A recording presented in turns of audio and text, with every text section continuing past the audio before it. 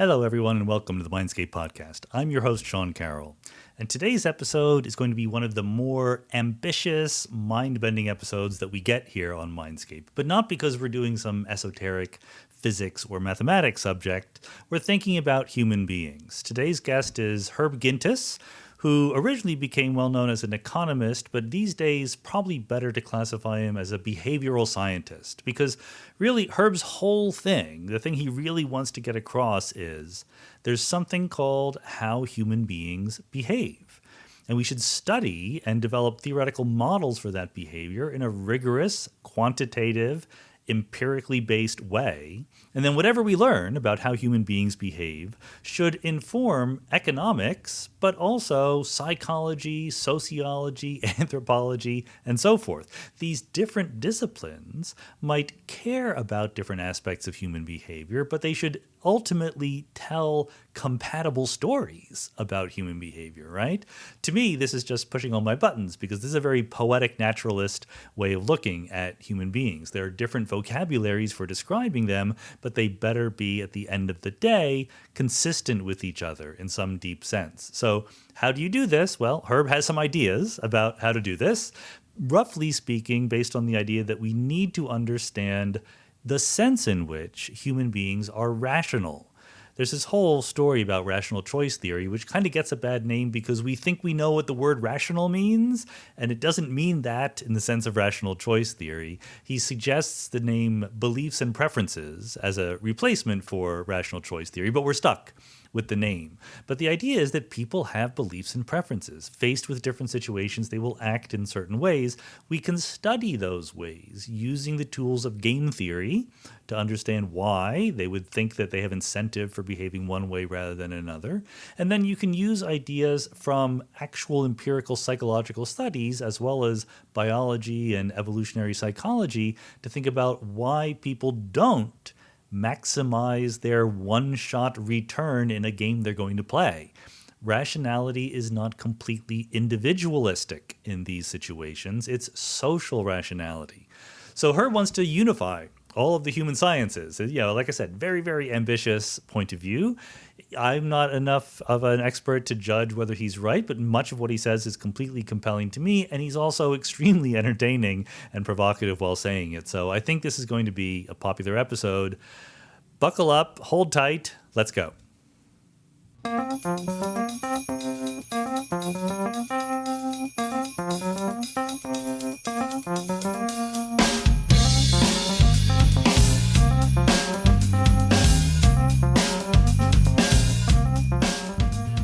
Herb Gintis, welcome to the Mindscape podcast. Oh, it's great to be here. So I get the impression, and maybe this is unfair, correct me if I'm wrong, from reading your stuff and listening to you talk, that you have a certain sense of frustration about the fact that psychology and economics and sociology and anthropology are all separate disciplines rather than sort of one big discipline of human behavior. Is that an exaggeration? I wouldn't say exactly that. What I would say is in the physical sciences or the natural sciences, there are overlaps in chemistry and physics or biology and chemistry, etc. But when they overlap, they agree. And if they don't agree, then they fight about it and figure out what the truth is. But in the social sciences, they overlap, but they say totally different things. So, for instance, economists classically would say, people are motivated by self-interest, and you have to give them the proper incentives. And there's no notion of morality. But in sociology, they don't even talk about incentives. They always talk about norms and violation of norms and proper behavior and improper behavior, et cetera, et cetera. Well, they can't both be right. And in fact, they're both wrong. And now, there's some other fields, like, for instance, economics and biology, both use what's called the rational actor model. Biology, you maximize fitness. In economics, you maximize something called utility, but they're both rational actor models. Other fields, like in psychology, you can read 10 textbooks and they'll all say rational actor model's stupid. It's not correct. We don't use it at all. So what's going on here? It's not science. And, I attribute it to the fact that you have these developed in the early 20th century, these feudal fiefdoms where if you're an economist, you publish in certain journals and you talk to other economists, and you don't care what sociologists say. Nobody cares because they don't hire you, they don't fire you, they don't publish you, Yeah. they don't go to conferences with you. And so they develop in strange directions. But if you care about the truth, it's a scandal. It's terrible. It can't be right to just forget about these, you know, conflicts between the way they model human behavior in one field or another. And also in biology. In biology, there's a tendency towards saying that everything is inclusive fitness. Hmm. That is, what you do is what an individual does is he helps himself and his nearby relatives. Mm-hmm. That's not true for humans. Hmm. It's not true for many social species. They have very complex relationships that go way beyond kinship. So, at any rate, that's what the issue is. And I mean, I'm very much on your side here. I tend to agree. But so play the devil's advocate, is it conceivable that for the purposes of economic behavior, people act one way, and for purposes of social behavior, they act another way? And actually, these are compatible secretly? No. I mean, of course, that's possible, but it isn't true. People do not behave in the economy as though they are self-interested. Right. Now, when you have very complete markets, you get almost self-interested behavior. But when you get interactions among people, face-to-face interactions or other social interactions, even in the economy, people do not behave self-interestedly. People in a firm that work together have a culture, Mm-hmm. and it could be a very positive culture that promotes cooperation and openness, or a very backbiting culture which inhibits cooperation. And these are economic behaviors, very important ones having to do with the organization of the labor. And similarly, consumers care a lot more than just about the physical attributes of what goes into their consumption. They care about values. Right. They care about who, for instance, if you buy Nike shoes, you want to know that your Nike shoes weren't made by slave labor. Mm. Well, that's not self-interested, etc. So, and similarly, sociologists just forget about the incentive side of behaviors, and they partially characterize some things, but not completely. So my argument is, when you put them together, you get much more complete behavior, much more explainable behavior. I mean, it seems so obviously true what you're saying, at least the part that they should sit down and hash things out, that it's a little bit shocking that they don't, or that they haven't. I mean, I know the siloing of academia, et cetera. I feel it myself, but still, one wants to say, is it really that bad? But maybe it just is. Oh yeah, oh absolutely, it's totally that bad. Look at sociology and anthropology. What do? They both study human organization. Mm-hmm. They have totally different reading lists. They don't even overlap. Margaret Mead is not studied by sociologists, and Talcott Parsons is not studied by anthropologists. How is it possible you're going to have a theory or a model of human social organization if you divide the world up into two places which have totally different theories? Yeah, I can't argue with you there. What can I say? I mean, that's the way it is. Now, I'll tell you this. When I started out and working on these issues, economists would say, well, we have to assume that people are self-interested, because otherwise you could just put anything you want into their utility function and it doesn't really explain anything. And the answer to that, and that's a very good objection. If all you're doing, you say, oh, okay, this guy, when he goes to the dump, he always travels around by his brother's house. It's way out of the way, but he likes to go by his brother's house. So I put that into his utility function. Well, that's a big help. I mean, all you're doing is epicycles on behavior. Right. The problem there, the answer to that is we now have a whole discipline called behavioral game theory, in which we take subjects in the laboratory and see how, in fact, they behave and infer what they value from their behavior. and that is very advanced now. Yeah. It's there have been Nobel prizes for it. Daniel Kahneman, the psychologist, Richard Thaler. So we go into this to the lab, and then we can figure out what people value, and the objection to the standard theory goes away. Well, yeah, I mean, and I want to get to the specifics of how we do that, but I mean, everything you're saying pokes at another thing that I've heard a criticism of economics, which is that it's not nearly as empirical as it should be. You know, we have a theory, we like the theory, and rather than testing the theory against data or experiments, we just elaborate the theory more and more. That's a cartoon, but is there some validity to that kind of criticism? Let me divide it into two parts. First of all, when you learn economic theory, there are no facts. I had an amusing thing happen to me many years ago, but when I started working on this one summer, I was studying this big, thick, 1,000-page book on for introductory graduate economics students on economics. Mm-hmm. So everybody reads it around the world.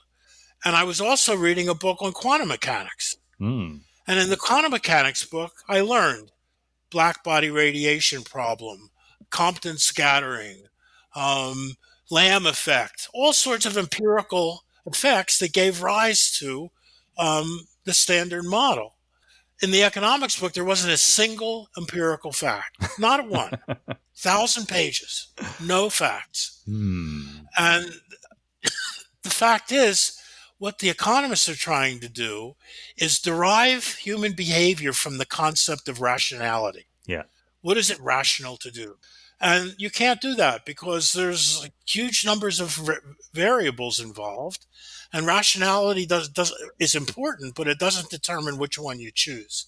So I would say that's right. And theorists really do not like experimentalists in economics. It's quite different from physics, where there's a deep respect for the incredible versatility and depth of knowledge of the experimenters. Yeah, but not in economics. We pretend to have a rivalry between theory and experiment, but in fact, we both know that we need each other desperately and hope that each other are doing good things. But okay. Oh my gosh, yes. Yeah, exactly. It's not like that in economics at all. No. But now, of course, there is a side of there is a branch of economics, applied economics, like applied macroeconomics and this and that, and they use data all the time. But they usually don't use much of theory. They put it in the computer and let the regression coefficients tell you what's going to happen. I would argue that's a different mistake, but yes, that's right. So, yeah. But let's get back to this issue of game theory and rational behavior. I mean, in some sense, I do get the impression that you take the rational actor model seriously, even if you don't think it's the complete story. So what is the sense in which we can think about people in some sense as acting rational? In what sense can you? Yeah. Yeah. Okay. My overall statement about this is very simple. There are two of the behavioral sciences that have core theories, meaning all over the world, people learn the same thing. Mm-hmm. And that's economics and biology. And these are the two disciplines that use the rational actor model.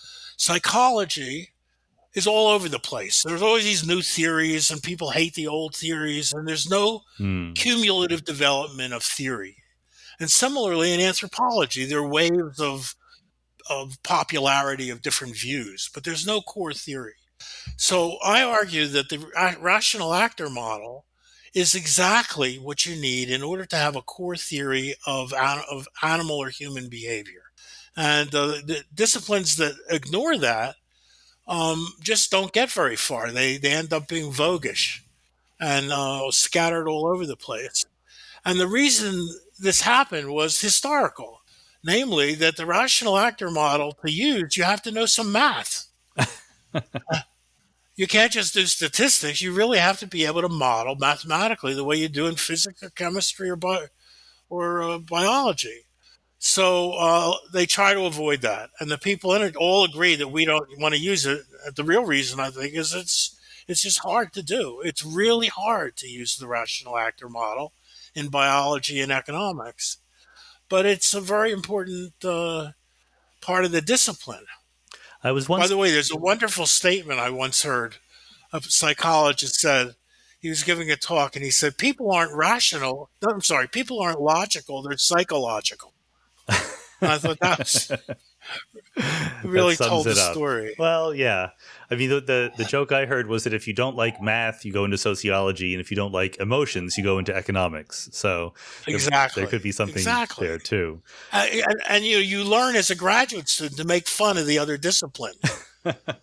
You really learn that. You learn, and if it would be like if you were doing natural science and someone said, "Oh, in chemistry, we don't believe in this. We don't believe in this uh, relativity theory. We have Christomanthism. Right. It's Yeah. a real nice alternative. Physicists are all crazy. It's That would something be like weird. that, but it goes on all the time in this behavioral sciences. Your home is a place that should bring you as much joy as possible, and you can show off what makes you you. Joybird's selection of customizable furniture and modern home decor lets you bring your unique style into your space. And with summer winding down, Joybird has all the modern outdoor furniture and accessories you need to make the most of your patio hangs. And Joybird is committed to creating quality furniture and a more sustainable future. Each piece is made with incredible care, using responsibly sourced materials free of harmful chemicals. Through partnerships with groups like One Tree Planted, Joybird is helping conserve and restore Earth's most precious natural resources. Quality craftsmanship, stain and scratch resistant fabrics, and limited lifetime warranty. Joybird furniture can handle anything your family throws at it, literally. And Joybird stands by its quality and craftsmanship. If it's not everything you hoped for, just send it back. So create a space that brings you joy with Joybird. Visit joybird.com/mindscape and get 30% off your purchase. That's 30% off at joybird.com/mindscape. Okay, but the rational actor model then you're suggesting is a route to a core theory in economics and biology. And should it be even broader than that? Is it the good starting point for these other ways of thinking about human beings? Yes, I mean there have been. If you look at the literature on the rational actor model, there have been dozens of criticisms of it outside of economics and biology, and they're all wrong. It's hard to believe. Very intelligent people say really silly things about it, mostly because they don't understand it. But the rational actor model does have one, I think, serious defect. Okay? Mm-hmm. And here it is. The rational actor model assumes individual minds have individual, what they call subjective priors, that is, individual ideas about how the world works Yeah. and the probabilities you attach to different behaviors. But I think in the real world, people have what we call entangled minds. That is, what you believe and what you think is a function not of you yourself, but of your network of entangled brains around you, the people you agree with, the people in your family, the people in your social group, and this and that. So people become very, very adamant about what's true and what's false, and they believe it only because everybody else they know believes it. If you go to a Right. different place, they believe completely different things. And this is an important part of rational behavior, that people form beliefs which they validate not against empirical evidence all the time, but simply they validate it against the beliefs of everybody else.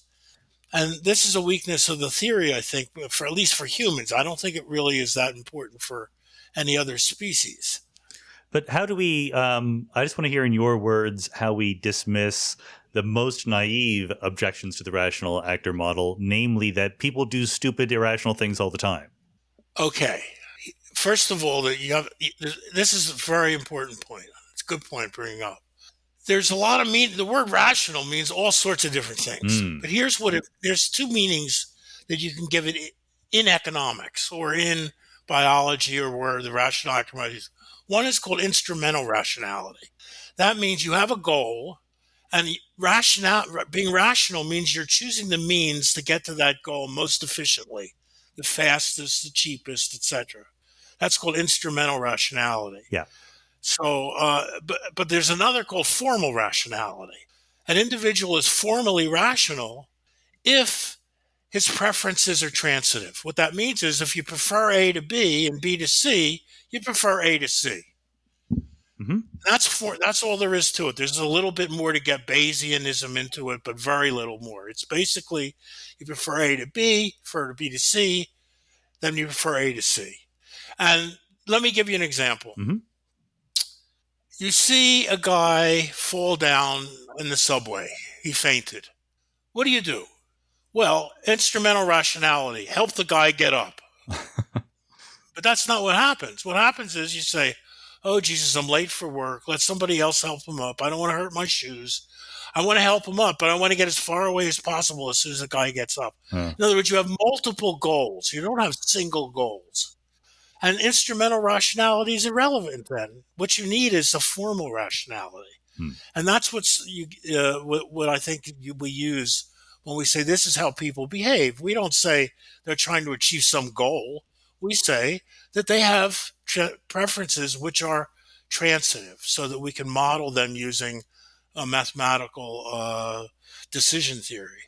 Right. And so it can seem to us from the outside that they are, in fact, being dumb or being irrational, but at the moment they are just doing what their preferences say they should do, and that's all we need. That's right. So for instance, if you smoke cigarettes, that's a pretty stupid thing to do these days. But it's not irrational. It's people do things all the time to hurt themselves. We know that. I do. I don't like it. I wish I didn't. But we all do that, and we also make what's called performance errors. That is, you try to do X, but you don't do it right.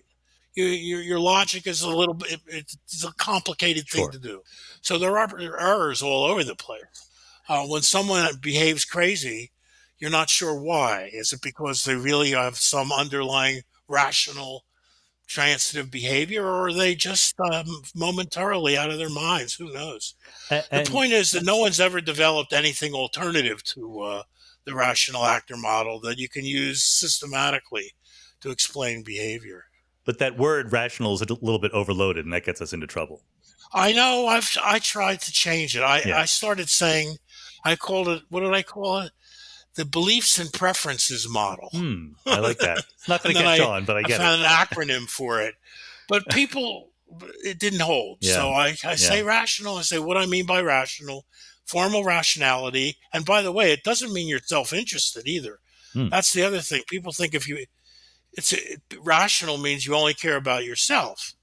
Well, that's, of course, ridiculous. If the only people who only care about themselves are sociopaths. Seriously, I mean, we all care about, a wide variety of things besides ourselves, except for 10% of the population that are real sociopaths. And as a minor technicality here, my impression is that if you have a consistent set of preferences, that can always be modeled as you're trying to maximize some utility function, even if that's not actually what you're doing. It's just sort of a formal equivalence, right? Right. That's the fundamental theorem of rational actor model. They talk about utility and maximizing something, but it's all really that's not what's really going on. What's really going on is that for mathematical purposes, it's really nice to have a function you can maximize. Right. You bring in the calculus and differential equations and all that stuff. Very happy. But what people are really doing is just having preferences which are transitive. And then you can build the utility function out of that. Yeah, and once you do that, that's when game theory becomes a useful tool. I mean, maybe we should talk a little bit about game theory. I mean, probably people know what the words mean, but does game theory really give us a useful model for how people behave? I mean, maybe you're saying that it does in the sense of this beliefs and preferences idea. I wrote 4 books on game theory. It's a leading question, yeah. No, I think it's along with the rational actor model, it's one of the central tools for behavioral science. Games used to be, it started out with von Neumann and Morgenstern at Princeton trying to model, war games and poker. But it's the major development that happened in game theory was really in biology when John Maynard Smith, and Price developed a game theoretic model to explain fights among butterflies for mating space. And it developed into a whole theory. It's called evolutionary game theory, which has, I think, the basis for the understanding the dynamics of behavior of animals and humans. So it's used all the time in economics and biology. Mm-hmm. It's used all the time, actually, in political science. Although I hope we get time, I'll tell you there's some really funny things going on, Yeah. applying it to things like voting behavior. But yeah, game theory is very simple. It's decision theory with more than one decision maker Right. in a situation where there are only certain things that the various decision makers know about what the others are doing. It's like when you play bridge. I have my hand, you have your hand, and I can signal a bit what mine is, and you can signal a bit what yours is. But basically, we don't know what the other one's Right. doing. All we know is we're all trying to win the game. Hmm. So in the game theory, you have players. It could be 2, 3, 4, 5, or 10,000. And each player has a strategy set to choose from. And when each player chooses a particular strategy, there's a particular payoff to each person in the group. Right. And that's game theory. Mm-hmm. And, I've argued, and a lot of people argue, that it's really the basic language that can be used across all behavioral disciplines, whether you're talking about dung beetles on cow patties, or you're talking about humans voting in elections, et cetera, et cetera. It's the same thing. It's a game. It's got players. It's got strategies. Players make choices, and the payoffs depend on the various choices the players have made. Yeah. And that's game theory. And I think that the one concept within game theory that will be helpful for the rest of the conversation is the equilibrium idea. I mean, famously, Yes. There's the Nash Equilibrium. So I'll let you say Yes. what that is, because I'm sure you understand it better than I do. Okay.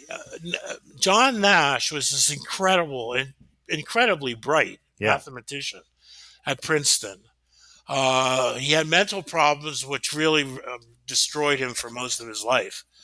But he invented, as a very young man, the concept of Nash equilibrium, which is the equilibrium of a game occurs when no player has an incentive to change his behavior.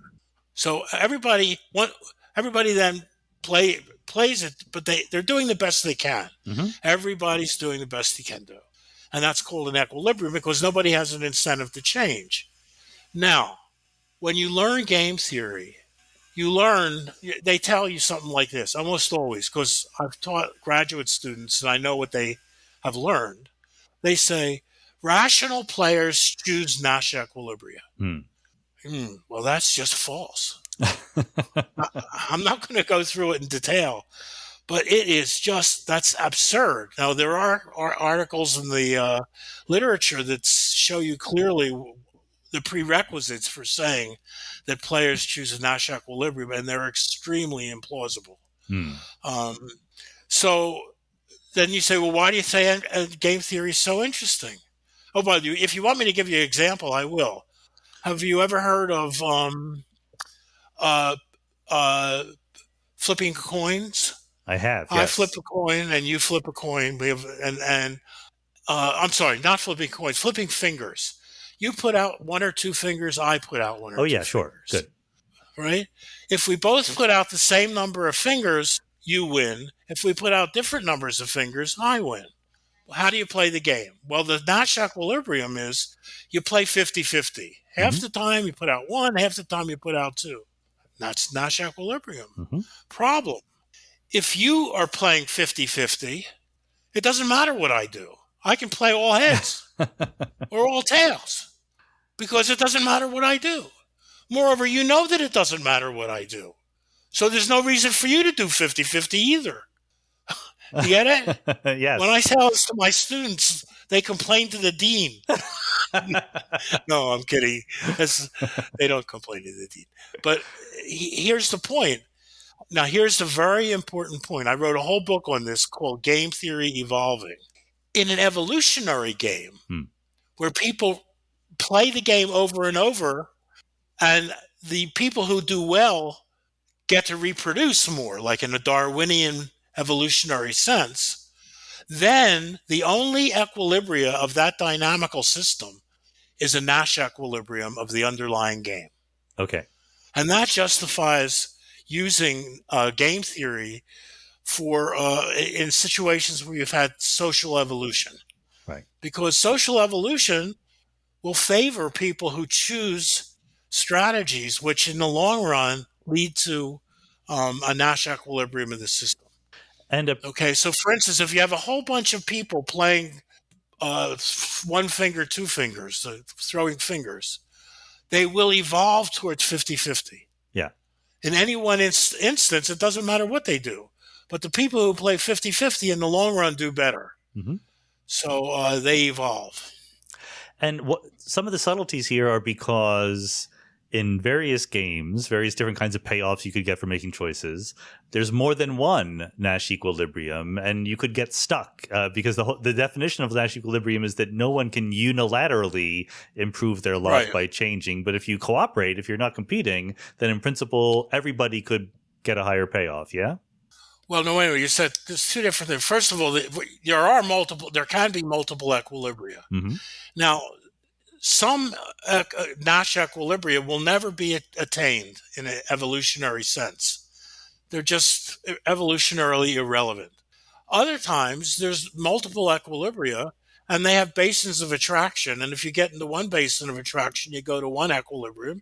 You get into a different one, you go to another one. So it's basic dynamical systems theory, how that might work out. The second thing is, I don't know, there's not many situations where universal cooperation is a Nash equilibrium unless there are no errors. If people make no errors, then you can sometimes support, you can't support a complete cooperation equilibrium in a game just by making a new game and saying, look, we'll all cooperate. If it ever one person does not cooperate, then we never cooperate again forever. It's called a trigger strategy. And that's fine until there's, someone gets sick and they don't come to work one day. You say, okay, we can't cooperate anymore. You didn't contribute. Right. So if there are errors, then you have big complications and the models become much more sophisticated, and cooperation is almost never universal. Okay, fair enough. So, but then there is this new idea that I found in your book, in one of your books, which is that of a Kantian equilibrium, after Immanuel Kant and the categorical imperative. And explain that to us. I don't think it's original with you, but it certainly changed my thinking about this. No, in fact, the idea of a Kantian equilibrium is as old as Kant. I mean, the categorical imperative really is a game theoretic concept which says, I will choose a strategy which, if everybody chose, we would all do really well, or we do best. And if everybody else chooses that strategy, then we have a Kantian equilibrium. Now, the problem with that is that may be true, but even if it still could be that I do better if I violate the cooperation. So, for instance, I go to sleep rather than go hunting with the other guys. So a Kantian equilibrium is a moral equilibrium, usually. It says to behave morally, I should do X, Y, or Z. And I was always very suspicious of that idea, but I decided a few years ago that Kant was, he's right on target in understanding human morality. For instance, let me give you an example. This is something which it's so pervasive that it's stunningly mind-blowing. If you're rational according to the rational actor model, you don't vote. You'll never vote. Why? Well, it doesn't. You say, well, so if you care about social issues, you'll vote. The only reason you might not vote is because you're self-interested. No, it doesn't matter what you care about. No vote in a large election, an election of more than 40,000 voters. No vote has ever been determined by one person. Okay? So no individual has ever determined the outcome of one of these elections. So when you go to vote, The fact is, you're not going to change what happens no matter what you do. Hmm. So why vote? Moreover, why even read the newspaper about politics? It's a waste of time. You can't change the outcome of an election, but people vote and they care about the election. Hmm. And in fact, I've done this. Stand in line while you vote. This is before the pandemic. Well, yeah. Stand in line and tell the other person, why are you here? They say, what do you mean why I'm here? Because I'm here because I want John Smith to win. And I say, well, yeah, but do you think your vote's going to change the outcome? Oh, no, of course not. Well, then why vote? And they say, listen to a good answer. If everybody thought that way, Right. we can't have a democracy. It's the Kantian move. The Kantian move, exactly. It's not just some highfalutin philosopher. It's deep in our souls that this notion that we should behave in ways which, if everybody behaved, we'd all be better off. And this is the deepest moral principle of human life, I believe. And people obey it. They obey it so much that they don't even know they're obeying it. If you ask someone, why are you standing in line? They make it sound like they're going to change the election. Right. Right? So all I'm saying is that we have these people make moral choices which go way beyond the rational actor model towards what I call a social rationality, which no one's really explored that much except the part that I've been talking about, voting in elections. But the whole idea that people are self-interested if they vote in an election is it's just inconsistent. You may vote for your social group. If you're a union member, you may say, okay, I vote the union. That doesn't make me selfish. Hmm. If I was selfish, I wouldn't vote at all. Anyway, you get the idea.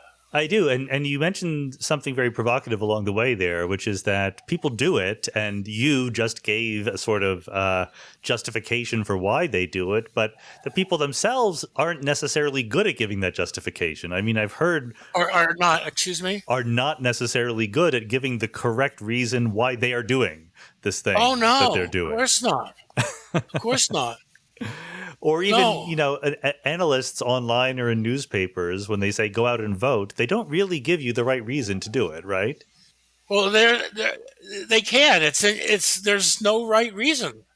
I mean, there's an unarticulated notion of social rationality, but it's so sophisticated that you can't give it as a reason. I mean, we're talking about it now, but I swear to God, it took me 5 years before I understood it. I understood the idea that people have selfish preferences and altruistic preferences, but it didn't occur to me for years that people can have altruistic preferences and still, if they're rational, they won't vote. Mm. Okay? It's very difficult. And by the way, some audiences I talked about this a lot. In some audiences, they simply do not understand what you mean when you say you can't affect the outcome of election. They immediately go to saying, well, if everybody thought that, we couldn't run a democracy. Yeah, which is true. But so anyway, these are the deep issues that come out when you try to deal with nature of human morality. It's deeply intertwined with the notion of rationality and choice. The internet is a great place to find little nuggets of this or that, but sometimes you want something more substantial, a little bit more sustained introduction to some area of knowledge. That's why I love Wondrium. That's WONDRIUM. It's the streaming service that our brains can't get enough of. There's so much to explore. I love it.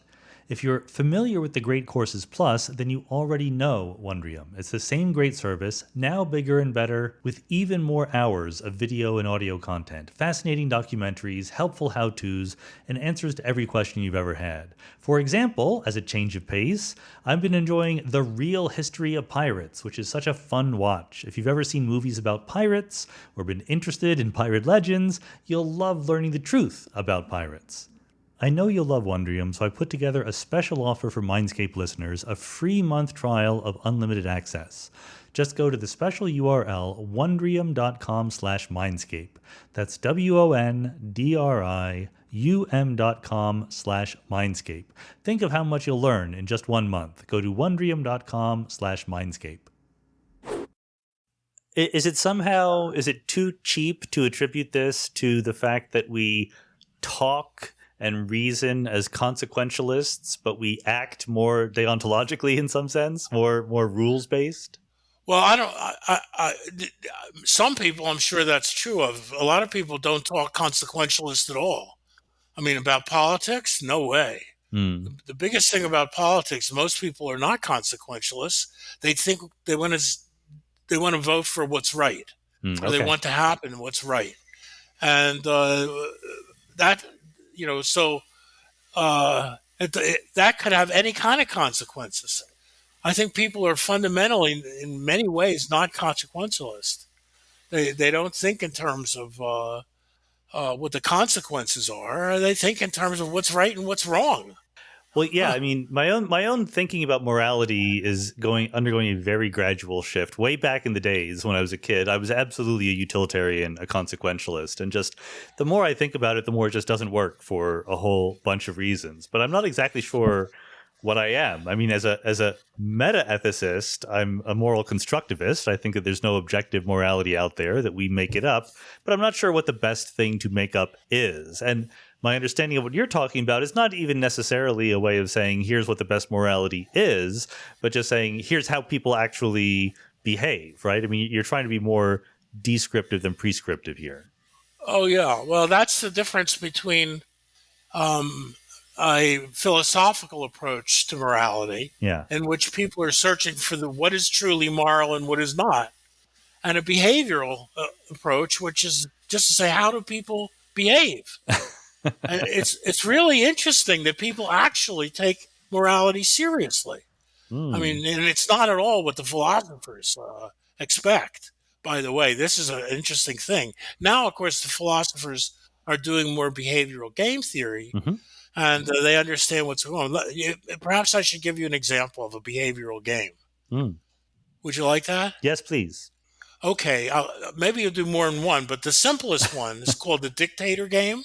Okay. You can play it in the laboratory, although if I have time, I could tell you how it's played out in the field as well as the laboratory.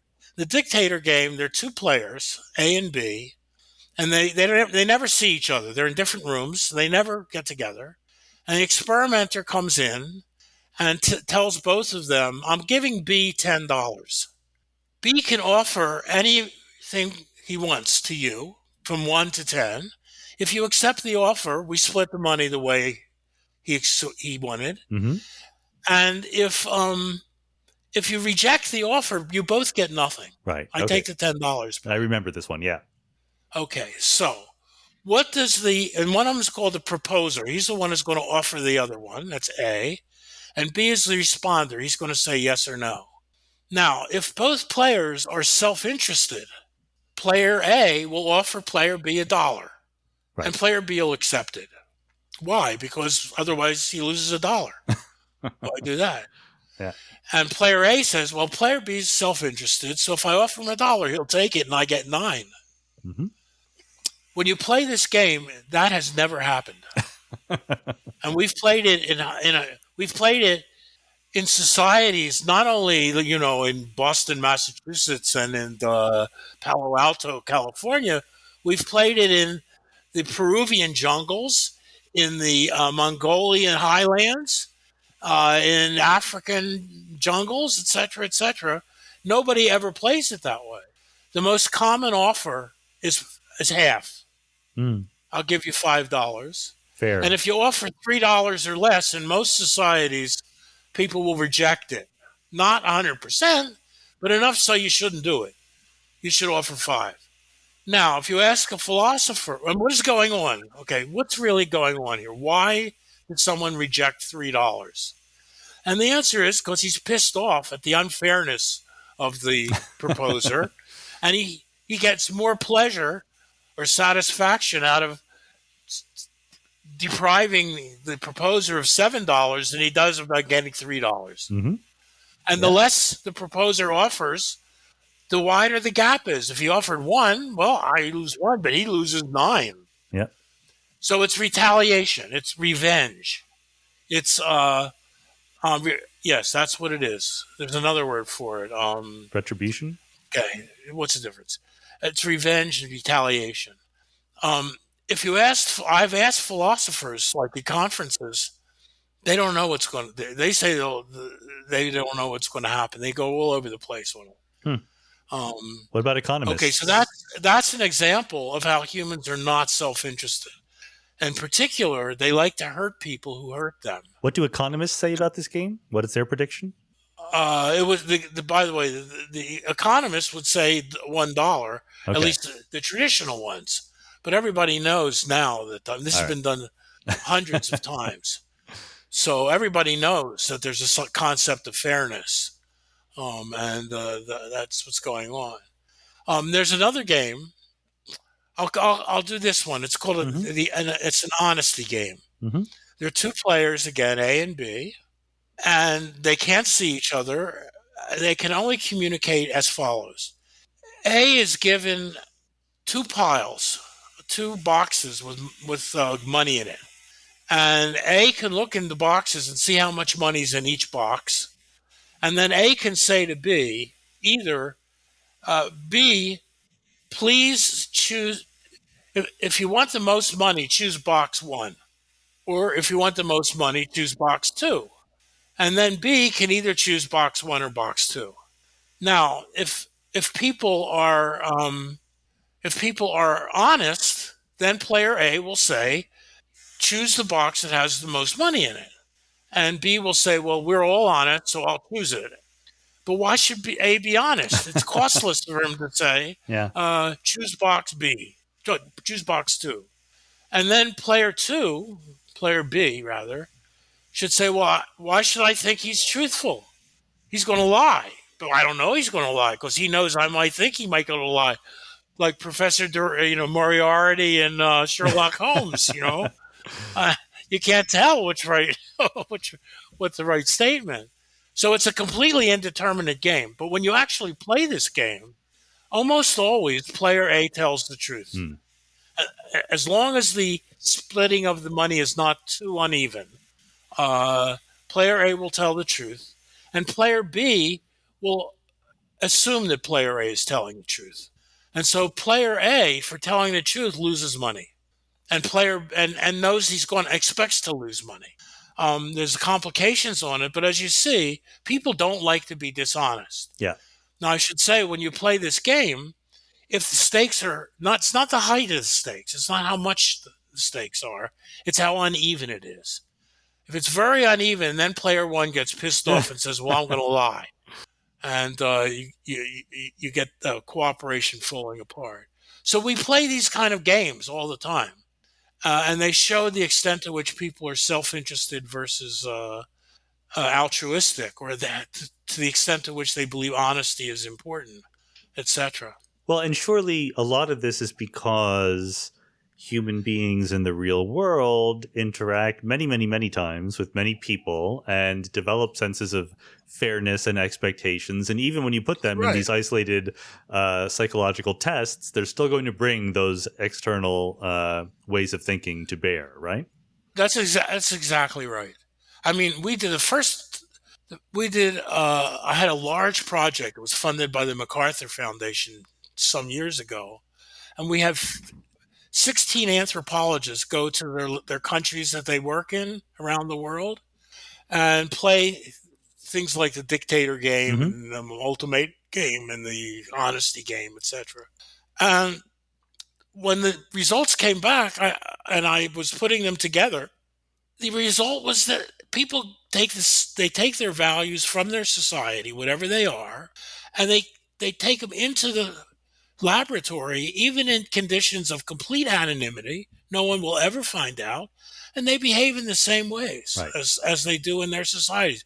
Very egalitarian societies, people play the ultimatum game, which I haven't really described. Yes, I have. That's the ultimatum is what I described, not the Dictator Game. Okay. Excuse me.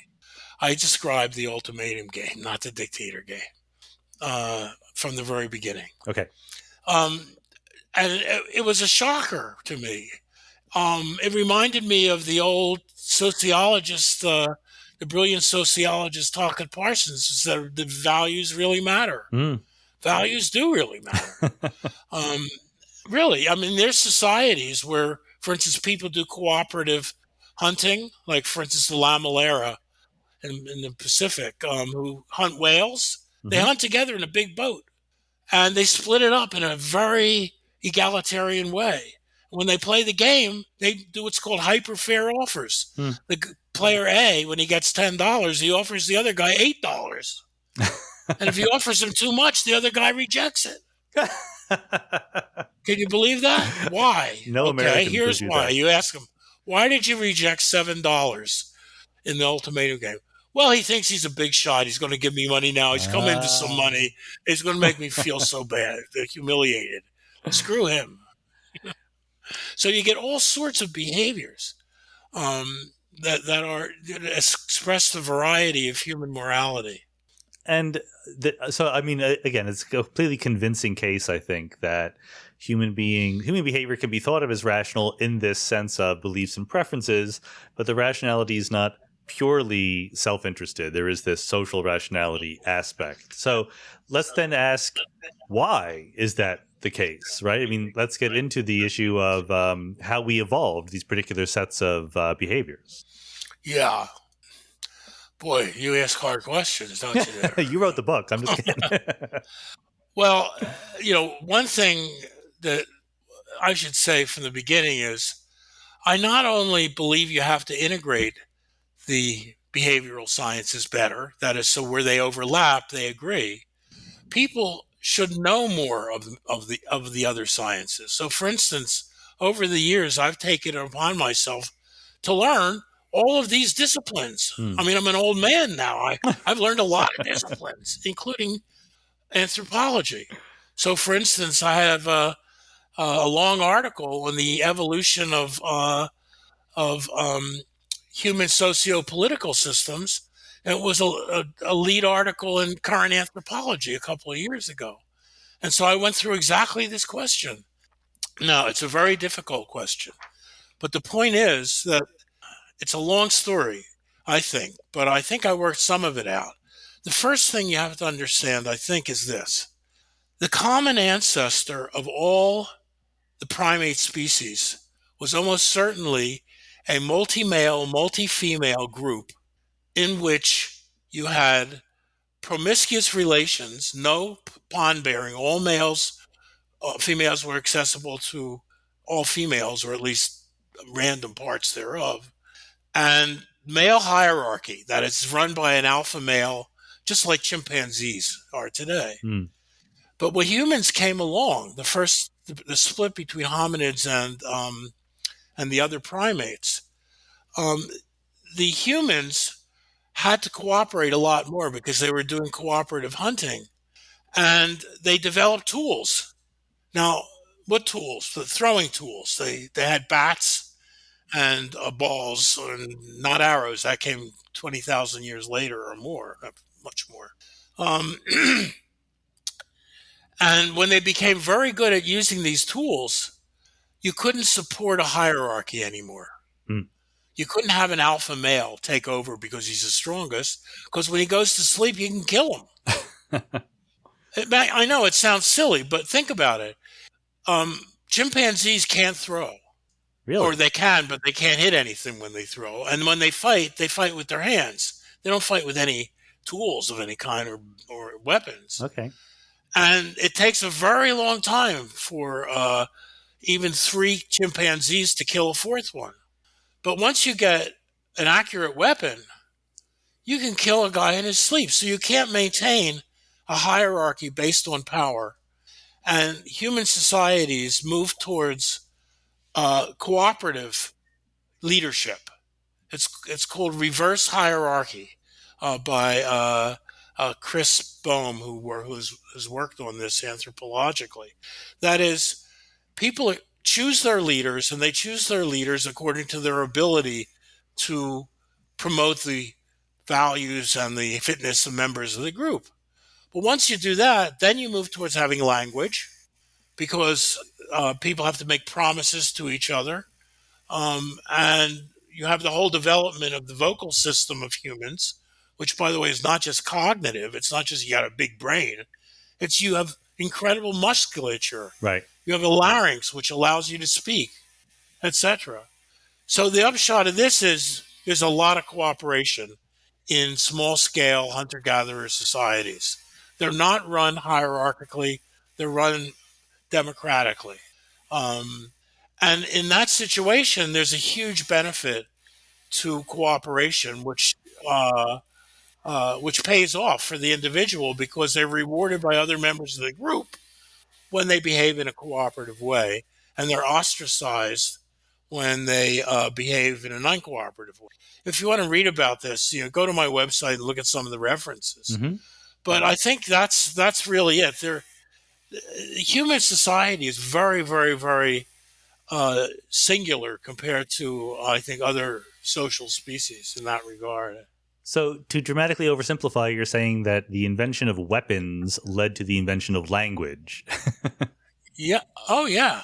Absolutely. Is that, You can't beat right, because the way you defeat a person who has a good mind and can speak it is to have a good mind and speak it. Yeah. Yeah. Interesting. You can't just bash them over the head, because that doesn't give you the group won't elect you their leader because you bash the leader over the head. Only if you have better ideas. And this is by the way, this goes on right up to almost the present.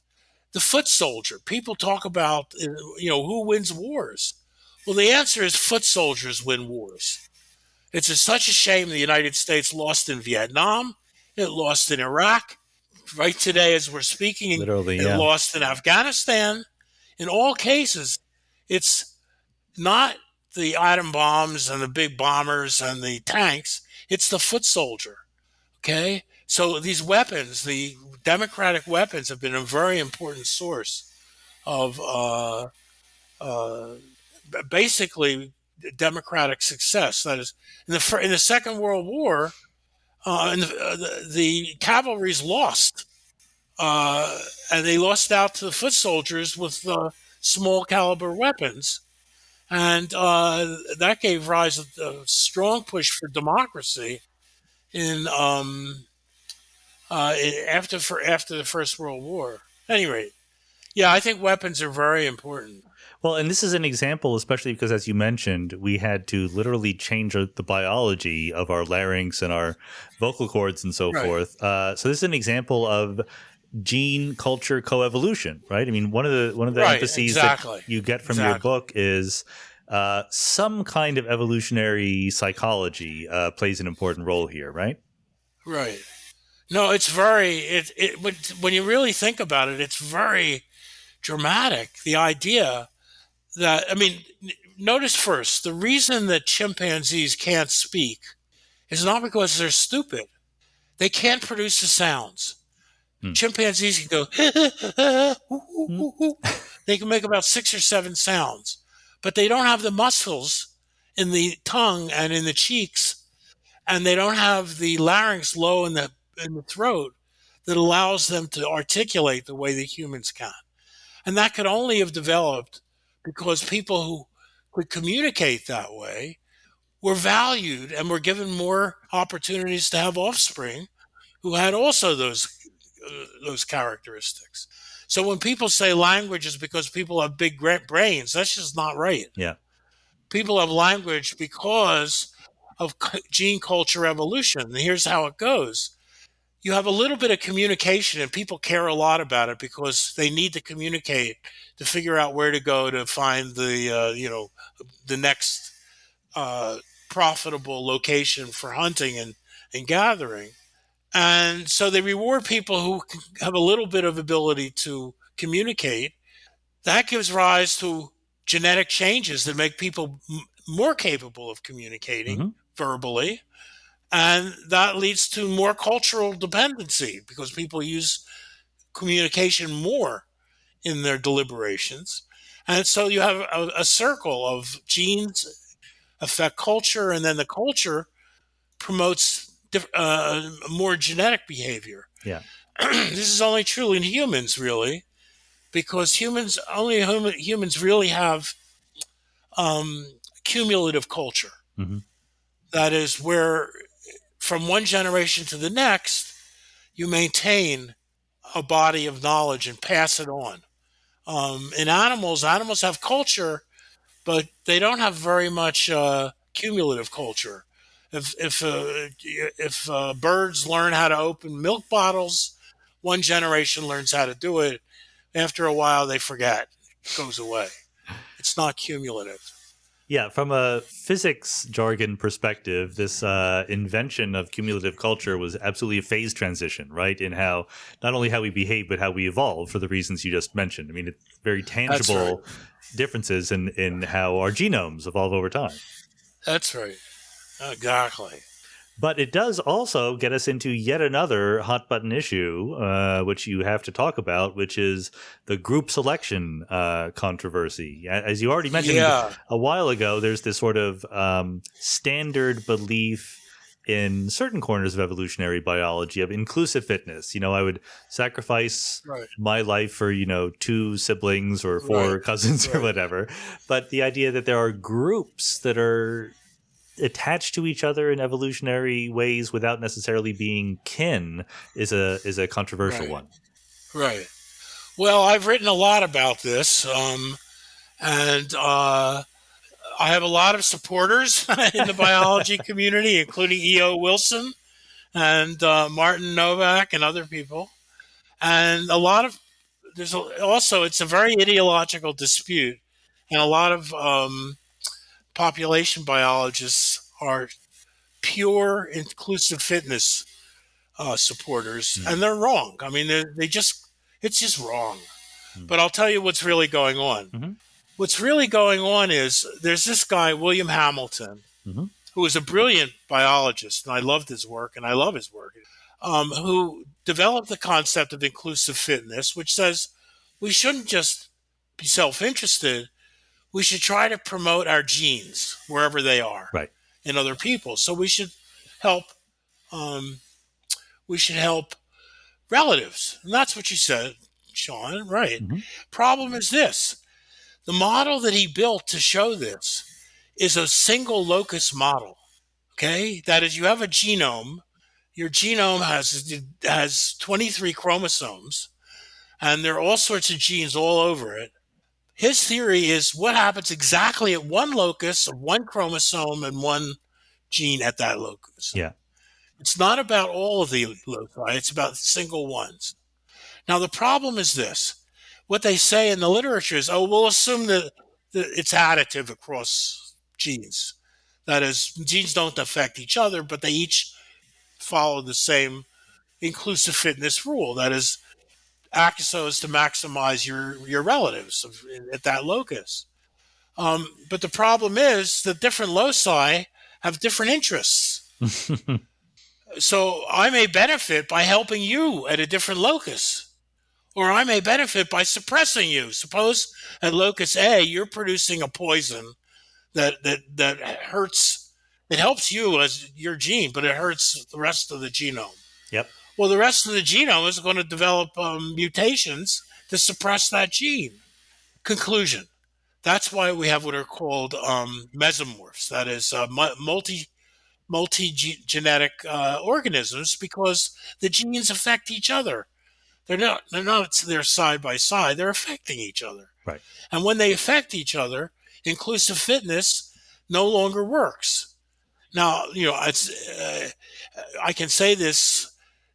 What I can say is you get a complex evolutionary dynamic in the genome that's well developed in the literature.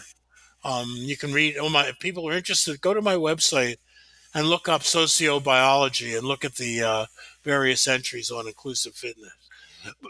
So there is this debate, and it's very interesting. It's amusing. Martin Novak and E.O. Wilson and a co-author, Carnita, published an article in Nature, I think, or Science. I forget what. Nature, I think. I'm not sure. showing that inclusive fitness doesn't work. Hmm. And the response was 127 biologists sent a letter to Nature saying this is wrong. Yeah, I remember. You remember that? Hmm. I was appalled. What do you? I said, and the paragraph, first paragraph of their letter is just wrong. It's just wrong. So when I see biologists at conferences, I say, "You signed this. Why did you sign this? This is just wrong. You don't believe this, do you?" I say, "Well, so we all signed it, and it's crazy." By the way, this reminded me. You may have seen this. After Einstein developed his special theory, there was a book written in German called "100 Authors Against Einstein," and they asked Einstein, "Sir, what do you think of this book? 100 Authors gegen Einstein."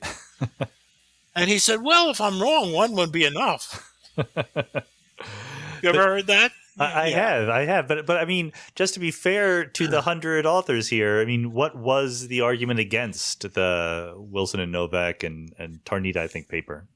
Oh, I think that you could.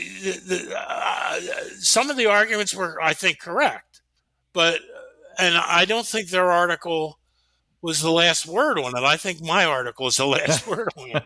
I actually, believe it or not, I presented this article. I just laid out a kind of argument for you. Mm-hmm. I presented it at Oxford in the biology department, mm-hmm. which is the hotbed of inclusive fitness theory, and people were very nice. So it's okay. The whole idea is this. You see, if inclusive fitness were true, it would be wonderful because there's no complexity. There's no evolutionary dynamic needed. It's just one little equation, it's linear, which says something like B is greater than RC, or BR is greater than C. Right. But it's just not that way. You have social species that are incredibly complex and diverse, and they can't explain them in terms of inclusive fitness theory. Now, let me say one final thing on this. Group selection, the notion of group selection, when people talk about it, they reduce it to groups competing with each other, group competition. Even John Maynard Smith did this. But that's not right. When you say that a certain thing is selected, it means that it doesn't mean it's selected through competition with others. For instance, if I can escape a fox, that is a fitness enhancement for me. I don't have to fight with another one of my species. I don't have to say, well, I have to fight with you. You just can't run as fast as I can, so I beat you. Similarly, group selection in general means that the evolutionary dynamic is favorable to the evolution of groups with certain social interactions. Right. That's all. How it works inside is extremely complex, and we don't understand. We don't really understand social species. Right. We know a little bit about them, but there's a lot we don't know. All we can say is they evolved probably because there was some benefit to this particular social organization of that species. So, for instance, bees are incredibly social. They're not highly related, by the way. This is a myth. One queen and they're all the offspring. No way. First of all, queens die all the time. Some social species of bees have 6 or 7 queens, and they can have many males. So the genetic, this is technical literature, but if you measure the relatedness of workers in some species of bees and wasps, they're actually quite low. They're almost to the level of being no relation at all. Yeah. And they still have incredible levels of cooperation. So I'm not saying inclusive fitness theory is silly. It's very, very important. And it explains most of what happens. But it doesn't explain social species. It explains what happens in basically non-social species. Right. So we have this development of sociality once we had weapons and then language. And that sort of has influenced how we play our games, how we think rationally. It becomes social rationality. And there's obviously a million places to go here from here. But let me home in on one thing that you say, which is very provocative, the idea that we evolve both a private and a public persona. Right. I mean, and presumably this is unique to Oh, social right. Yeah, yeah. species, right? I mean, my cat doesn't have a private and public persona. It's more or less the same cat, no matter what is going on. So, can you say a little bit more about what these personae are and the roles they play in our game making life?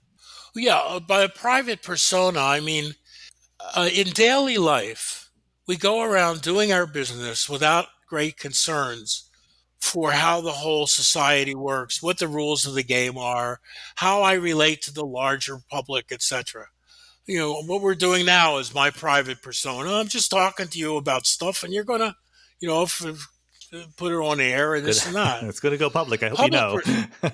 excuse me. It's going to go out into the public. I hope you know. Yeah, I hope, yeah. Well, that's why I'm talking to you. Um, okay, so a public persona, and in your private persona, you're not asked to evaluate the impact of everything you do on everything in the world around you. Right. You go to the supermarket, you buy eggs, and they're your eggs. You're not concerned about the egg industry or the farmer's profit or the chickens usually. Now that's changed. Mm. Now, we only buy free range chickens and this and that. But the public persona, you automatically enter a different frame in which you're thinking as a Kantian kind of categorical person, and you're talking about what's right and what's wrong. Who do I support and who do I not support? What values do I accept in the large and which do I not? And you get a very different dynamic. For instance, one that supports what I called social rationality as opposed to individual rationality. And people do both all the time. Yeah. So you move from one to the other. Now, a lot of people never enter the social realm. I know people, they just never think about anything except, what's happening today and what we're going to have for dinner. And there are a few people in the other. They're insufferable. All they think about is everything they do has this deep social meaning. So, but most people are in the middle, and I have a typology on that, which I've shown you. There's Homo socialis, Homo universalis. Homo universalis is the public persona, which is Kantian. That is, I do what I think is best for the world as a whole. Mm. Homo, I forget the names I used even. Parochialis, yes. The parochial is, I do best for my group. Mm. I vote for my group. I support my group, whatever that group is. And that is not a selfish behavior, that, by the way. Right. It is a support for a particular social group. So the public persona isn't just what we do that is visible to the public, but what we do that is taking the public into consideration in some sense. Right. From that perspective that humans have, that they can adjudicate and act on the rules of the game, not just play within the rules of the game, but they can act on the rules of the game. So, and they're very different. I really got that from Hegel, who talks about exactly that. Now, I should say one more thing that I think is really interesting. It's the term that I coined about the year 2000 called strong reciprocity. What is strong reciprocity? Well, we have to start out, this is about humans. We have to start out with what's called reciprocal altruism by the great biologist Robert Trivers, which is in some animals and humans, I scratch your back, you scratch my back. So it's a mutualism. But what we found out for humans is another thing where people spontaneously help others without expecting anything in return. And they spontaneously hurt others without expecting anything positive in return. They simply do it because they feel like doing it. Let me give you a few examples. This, by the way, is really big. I'm at the airport and I want to get to a certain aisle or a certain exit. And I stop someone in the airport and I say, "How do I get there?" And they stop and they tell me. Well, why do they do that? They don't know me. They're never going to see me again. Why would they have someone open the door for me if I have a package when I'm going into a building? That's what I call the strong reciprocity cooperative. That is, people act like they would like to be treated themselves. Right. And by the way, this is a big deal. And so they don't even care about you sometimes. When I was a kid, I used to drive a truck, deliver furniture in Philadelphia. This is way before there were GPS systems. So if I had to find a street, what could I do? Stop and look on the map for for 20 minutes? No, I stop and I ask someone, how do I get to July? How do I get to a street? Half the time, they always answer, and half the time it's completely wrong. So I was only 17, but I developed I said, okay, I'm going to invent a street, Jalopy Street. There is no Jalopy Street in Philadelphia. Yeah. And I went out and in my truck with my furniture in it, and I'd stop some guy and say, "Hey, where's Jalopy Street?" Well, you go about 3 blocks up into the church, turn right. Now, that didn't help me at all, but it made him feel real good. He's helping out there. So that's the one side. The other side is even more interesting, which is the negative side. People love to hurt people who hurt them. Go to your sociology book and see if you can find the word retaliation or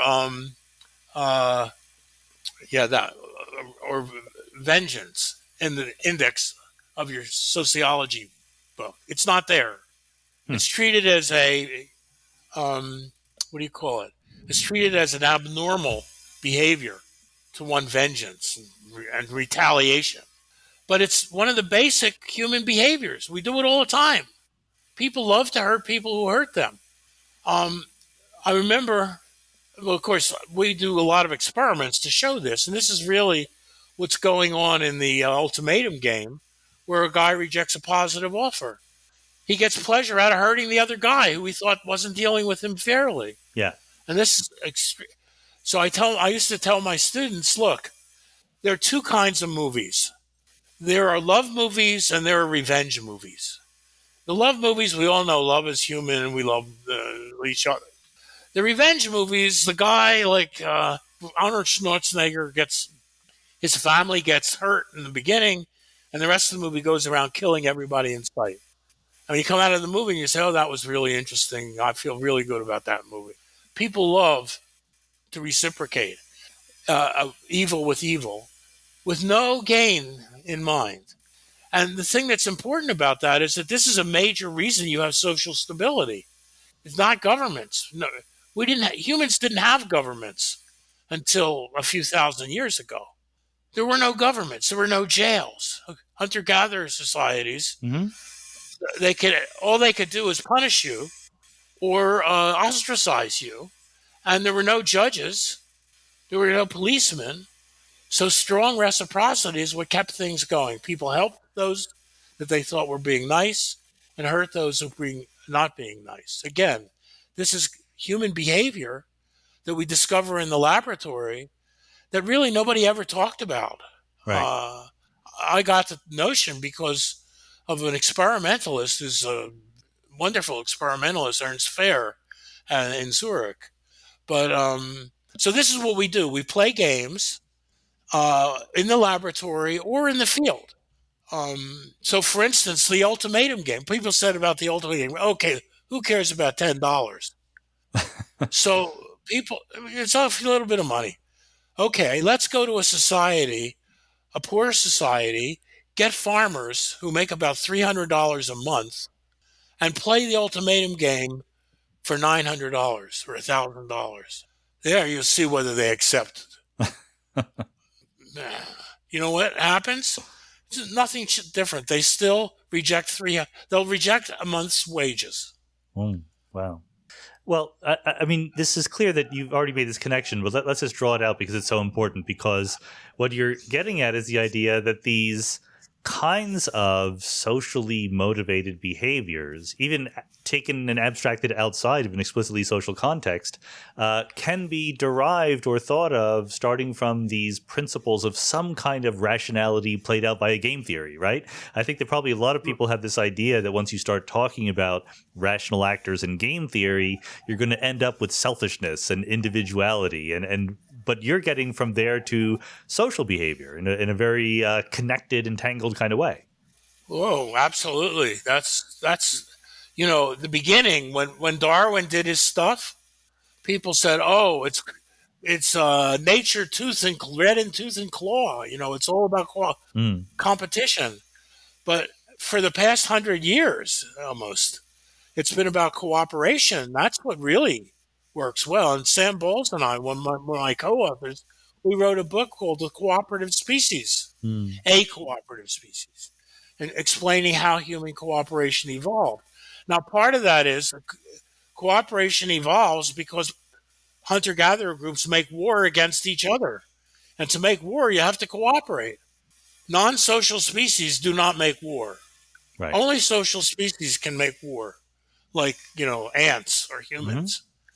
So, yeah, we're all about how evolution uh, develops not only uh, conflict and a struggle, it also explains cooperation.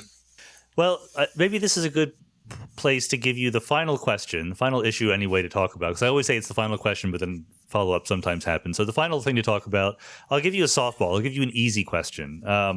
You've mentioned how these different disciplinary approaches end up talking about human beings in very different ways, and they should talk to each other more, etc. So, how do we fix that? How do we fix academia and our intellectual lives so that these ideas are not siloed so strongly that we don't even talk to each other anymore? Well, the first thing to notice, there are two really important developments to notice. One is if you look at scientific results in the behavioral sciences, they have been interdisciplinary. Mm, As people who have approached things, for instance, in epidemiology, it's not just it's not just microbiology; it's also social interaction. So the whole theory of uh, uh, viruses and their spread, epidemics, etc., involves both sociology and microbiology. So the gain from doing these things in a more uh, transdisciplinary way is very high. Now, for me, the second thing has been the internet. When I was younger, I still thought the same way, but I'd have to go to the library at Harvard, Widener Library, and I uh-huh. was very strong, and I'd take out journals and bring them home, uh, piles of journals. But it still took weeks sure. to do anything. Now with the internet, I can learn a new subject in a year without any problem. Now I must say I'm now working on physics, and physics is harder than some of the other subjects. It's taking me 5 years so far, but I think the internet has made all the difference in the world in the ability to gather information from all over and to talk to experts in fields that are not your own in Yeah. places far away from you. So I think it's happening, and there are examples of it. For instance, the University of Arizona is organized in an interdisciplinary way, and I think it's been very successful. Um, Now, what else could I say about that? I think that's about it. I will say that for young people, when you start out, you have to go into a particular um, discipline, and you have to really learn it very well before you can branch out. But I had the idea a long time ago of setting up a school where the first year for behavioral students, people who are Hmm. studying, life behavior of life forms, that the first year you all learn the same thing. You learn statistics, you learn mathematical model building, you learn the scientific method, and then you learn the basic core of every one of the fields: psychology, sociology, political theory, economics, anthropology. And then in your third year, you start Hmm. specializing on what you want to do. But and I think that's not a bad model. Um, but that's all I can say. Now, I should say this: there's also political problems. For instance, I have found very high levels of political ideology tainting people's judgment in almost all of these fields. For instance, sociologists tend to be extremely liberal, as far as Hmm. I know. I joined the ASA for a few years, and it felt like I was back in SDS um, in 1968 or something like that. Um, Support the workers at school such and such, and this and that. Um, and anthropologists have gone into what's called postmodernism, Yeah. which is a denial of the importance of science. I mean, you probably had experience with that. And when it, I've done a lot of work in anthropology with my co-authors, it's very hard to get anthropologists to think scientifically, Hmm. and it was very hard for us to get funded by the NSF because they run their proposals through a council of anthropologists, Sure. and anthropologists don't like to go in there and experiment on on the simple society people. When we try to publish, I've published a lot with Princeton University Press. I think it's a very good press. But when we submitted our anthropology book to them, which is called 15 Small Scale Societies, the anthropologists wouldn't touch it. Hmm. So it got published by Oxford. So there's political stuff all over the place, and um, it will take a long time. But it's very. I think it's very interesting that scientists talk about being interested in getting the truth, but when they disagree with each other, if they're not in the same field, who cares? Forget about it. I think that's a very strange attitude. Well, and your mention of the funding situation is also important, right? I think a lot of people give lip service to being interdisciplinary, but they only have finite resources, and when they partial them out, they're going to partial them out to the people who do things that they feel comfortable with. Right. No, I'm sure, but why don't they feel comfortable with our doing game theory in 15 small scale societies? Well, one person did, Yeah. a senior, NSF guy, and he pushed through the funding that we needed to actually carry out these experiments. It was not a lot; it was a few $1,000,000, and but it's still very difficult. Interdisciplinary is very difficult, and people think interdisciplinary means, well, you just combine the wisdom of the different disciplines, but that's false because the wisdoms don't agree with each other. Right. They don't add up. They are contradictory. So you have to work. I've done that in two books. One book, Game Theory Evolving, I said, what does economics have to change in order to be compatible with sociology and political theory and psychology? In my last book, which is called Individuality and Entanglement, I asked mostly the other question. That is, what do the other disciplines have to Right. do to be compatible with economics? So, but I think there's a lot more work to be done in these areas. Well, that's always a good place to end. There's a lot more work to be done. I'm hoping that a lot of young people are listening here and being inspired. I mean, you've given good advice that it's good to learn a discipline and master it before moving on to learn many more. But Oh yeah, you'll never run out. not only because you need to get a job, but also you have to get really deep into a subject Right. to know what's going on. If you've never done that, if you're taking up the philosopher's road, you're not going to be able to deal with the intricacies of particular disciplines.